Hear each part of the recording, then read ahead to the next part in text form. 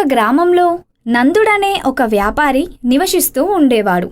నందుడు వ్యాపార నిమిత్తం పట్నానికి అడవి మార్గం గుండా ప్రయాణిస్తూ ఉండేవాడు. ఒకరోజు వ్యాపార నిమిత్తం పక్కన ఉన్న పట్నానికి ప్రయాణం అవ్వసాగాడు. అప్పుడు నందుడి స్నేహితుడు నందుడితో, "నువ్వు వెళ్ళే మార్గంలో దొంగల బెడద ఎక్కువగా ఉంది.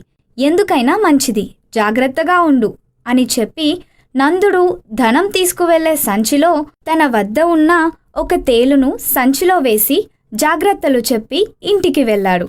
నందుడు వ్యాపార నిమిత్తం అడవి మార్గం నుంచి వెళ్ళసాగాడు.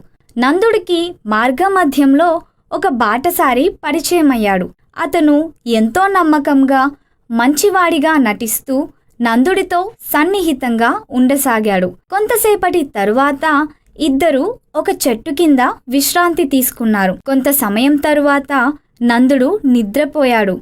బాటసారి నిద్రపోతున్నట్టు నటించి కొంతసేపటి తరువాత మెల్లగా నందుడి సంచిలో చేయి పెట్టి ధనం కోసం వెతకసాగాడు. నందుడి స్నేహితుడు వేసిన తేలు ఆ బాటసారిని బాగా కుట్టింది. ఆ బాటసారి లబోదిబోమంటూ సంచిని వదిలి పారిపోయాడు. ఇంతలో నందుడికి మెలకువ వచ్చి తేలుని చూసి జరిగినది గ్రహించి తన స్నేహితుడు చేసిన సహాయానికి ధన్యవాదాలు తెలుపుకుంటూ పట్నానికి బయలుదేరాడు.